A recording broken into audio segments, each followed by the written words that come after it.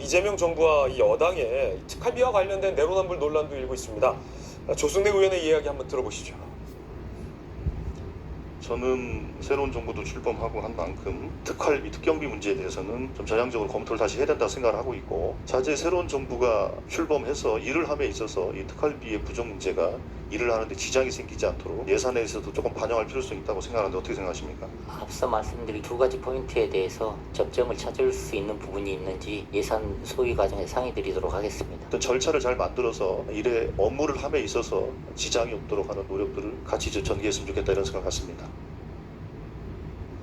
방금 들으셨는데 민주당은 야당 시절, 즉 지난 윤석열 정부 시절 대통령실을 포함한 여러 공기관의 특활비 예산을 전액 삭감을 추진한 바 있었습니다. 그런데 정부가 바뀌고 집권을 하자 이제 특활비를 늘리겠다는 겁니다. 지난해 12월 야당일 당시 이야기 들어보시죠.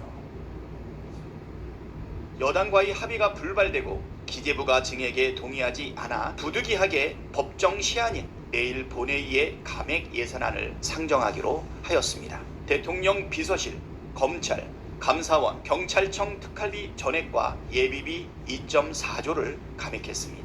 대통령실 특활비를 삭감했다고 해서 국정이 마비되지도 않고 검찰 특활비를 삭감했다고 해도 국민이 피해를 입지 않습니다. 민주당이 예비비와 특활비를 삭감한 것은 잘못된 나라 살림을 정상화하기 위한 특단의 조치라는 점을 강조드립니다.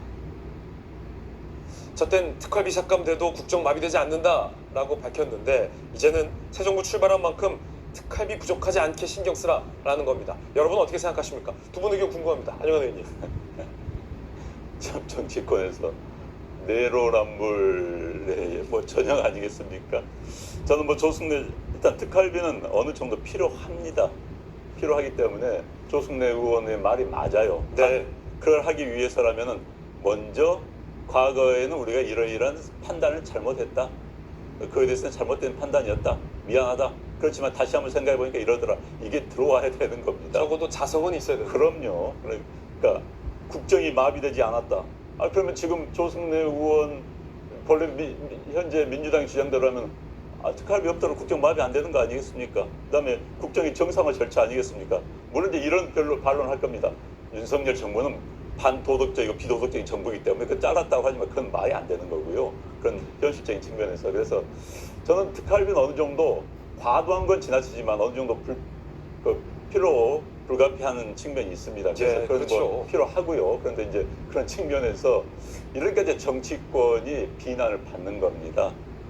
나와 상대방을 구분해서 내가 하면 옳고 상대방 틀리고 순전히 자기 위주에 생각하는 특수한 집단들을 모인 이기적인 집단이다. 이렇게 비판을 받을 수밖에 없는 거예요. 그래서 그러니까 저게 이제 정치권도 참 부끄러운 모습입니다. 솔직히. 그래서 저는 필요하면 필요하다. 지난번에는 이러이러한 것 때문에 우리가 이렇게 했다는 설명이 있어야 되는 겁니다. 그런 설명이 없이 막무가내 이야기하기 때문에 정치인은 역시 얼굴이 두껍구나라는 이야기를 들을 수밖에 없는 겁니다. 홍익표 대표님. 예. 저 부분은 뭐 약간 민주당이 얘기하기가 좀 면이 쓰지 않은 거 사실이에요. 면이 쓰지 않는 건 사실이다. 제가 원내대표 할 때 네. 그렇기 때문에 저도 그 당시에 지난해 저 예산 처리할 때 우려는 전달했어요. 전액 삭감하지 말라고. 홍익표 대표께서 원내대표 하실 때 윤석열 정부 특활비 예산 전액 삭감하면 안 된다라고 우려를 전달하셨군요. 그러니까 그 당시에도 다 네. 하다가 한 10% 삭감시켰어요. 그리고 일부는 특활비의 일부를 업무 추진비로 전환시켜줬고요. 예. 예산 통과하면서 전액 삭감하면 어차피 저게 약간의 필요악 같은 게 있어요. 왜냐하면 국회도 지금 많이 줄었지만 특활비가 있고 그 존재에 대해서 사용처가 있기 때문에 그래서 제가 지난번에 전액 삭감한다고 할 때 전액 삭감보단 30% 정도 삭감하고 이후에도 제도 개선하지 않으면 다음 연도에도 30% 삭감하겠다 이런 안을 하는 게 좋겠다 네. 이런 의견을 줬는데 그때야 이렇게 갑자기 정권이 바뀔 거라고 생각을 못했겠죠. 그래서 저는 이런 생각을 합니다. 그러니까 맞습니다. 특활비가 없다고 해서 국정이 마비되진 않아요. 좀 불편할 뿐이지. 그렇기 때문에 두 가지를 좀 했으면 좋겠어요. 특활비의 규모는 계속 줄여나가야 됩니다. 어찌됐든. 그리고 두 번째는 특활비 사용에 대한 통제가 좀 강화돼야 돼요. 왜냐하면 그냥 과거에는 현찰을 그냥 줬는데 지금은 국회 같은 경우에는 사용 내역을 다 제출하게 돼 있습니다. 그래서 그 사용 내역을 예를 들면 대통령실이라 하더라도 국회 통제를 받아야 됩니다.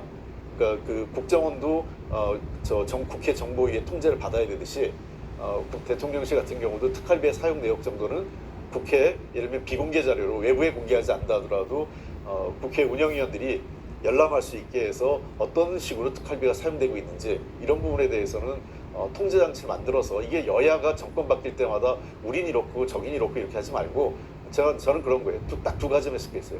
계속 줄여나간다. 통제 장치를 강화한다. 투명성을 높이는 거죠. 네, 두 분의 말씀 들었습니다. 앞서 이 부동산 관련된 패널의 발언 중 서울 네 채 중 한 채가 중국인 소유이다라는 취지의 발언이 있었지만 정확한 것은 좀 추가 확인이 필요하다라는 말씀 드리겠습니다. 국토부 발표에 따르면 외국인 보유 주택 4채 중 한 채꼴로 이 서울에 위치하고 있다라는 통계는 발표된 바 있었습니다.